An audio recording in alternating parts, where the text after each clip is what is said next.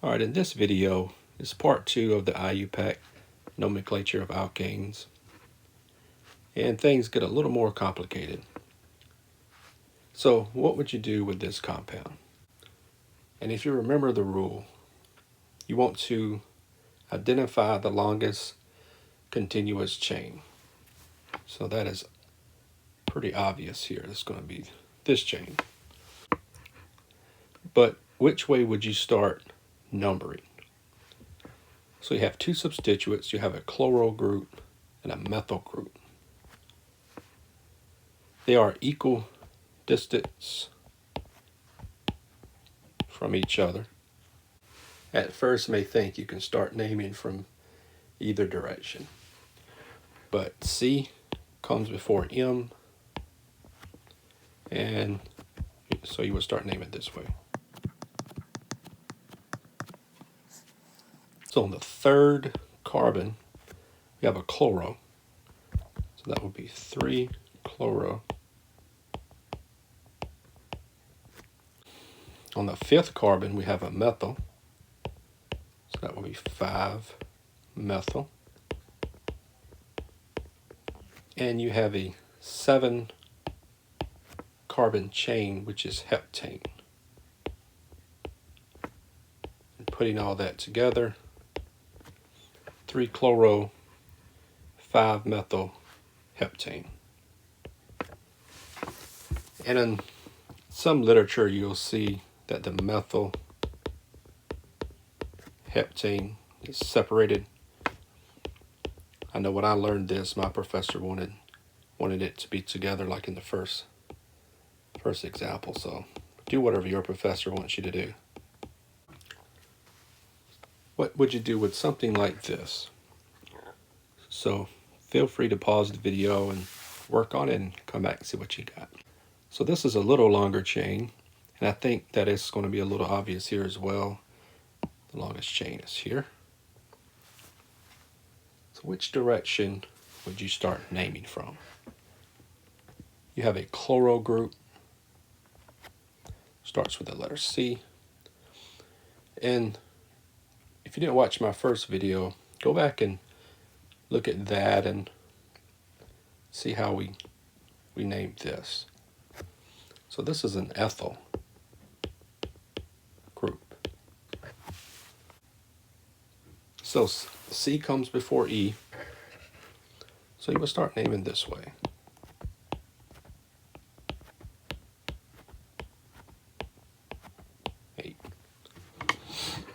And so on this 3-carbon, you have the chloro.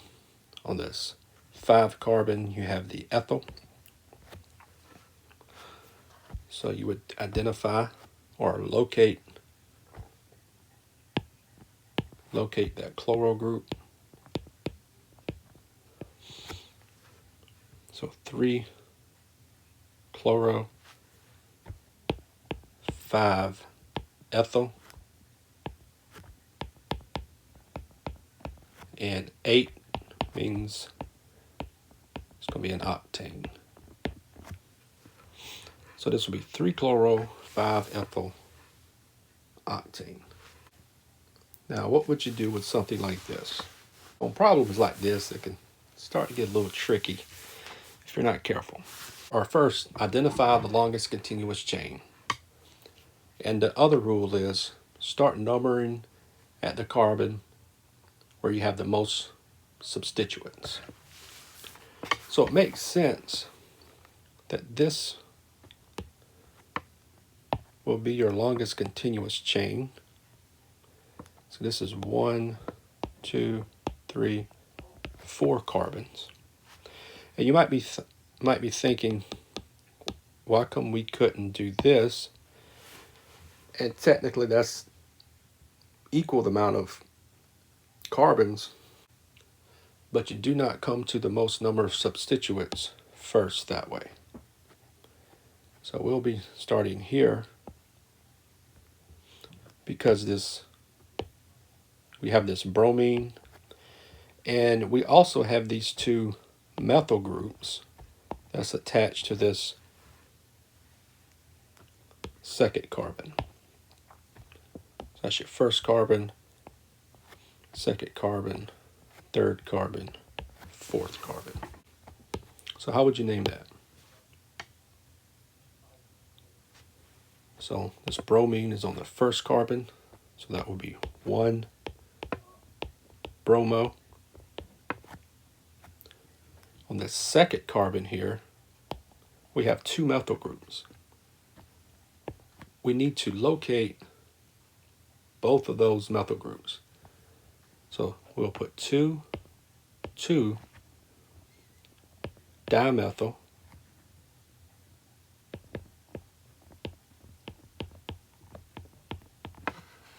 butane. So that's 1 bromo.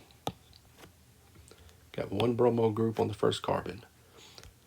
2 dimethyl butane. And again, just so we're clear, this chain is coming like this, going in that direction. And we're counting the carbons as usual. And we get to carbon 2 and you have these 2 methyl groups kind of sticking out. So you want to be a little careful with that when you're doing your nomenclature. And again, you need to locate both of them. So you have 2. So you say 2. Again, dimethyl means it's 2. And it's a 4 carbon, so it's a butane. So what would you do with something like this? And the point I'm trying to make on this example is, and I made the longest continuous chain obvious on this for a reason. That's why I added extra carbons. So we can not only realize that we have the longest continuous chain here, but which side do we start numbering from first? So, whereas in all the other examples, this bromo group has kind of been first in our naming. Well, on the left side here, we have 2 different groups. We have a fluoro group and we have this methyl group. Obviously, that's 2 is greater than 1. So we got 2 groups here. We only got 1 group over here. So the left side is going to outrank the right side in terms of how many substituents there are. So that's the side we start numbering our chain from.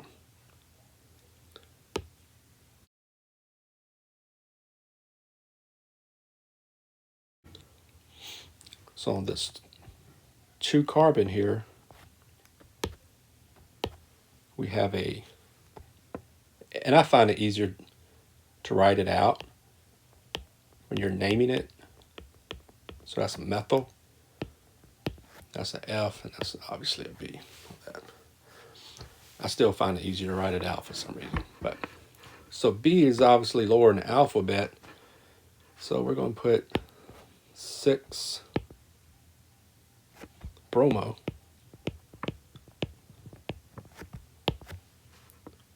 F is next, so we're going to put 2 fluoro. And methyl is next, so we're going to put 2 methyl. And it's a 6 carbon chain, so that means it's hexane.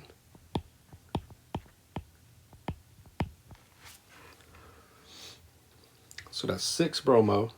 The bromo group is on 6. 2 fluoro, because on the 2 carbon you have fluoro. So A, B, C, D, E, F, and then you get all the way up to M. And M's on the second carbon as well, so that's going to be methyl. So 6 bromo, 2 fluoro, 2 methyl, hexane. So just remember, step 1 is to find the longest continuous chain. Step 2 is to find the side of the chain that has the most number of substituents occurring first. And the alphabetizing rule only matters after you have your numbering system in place.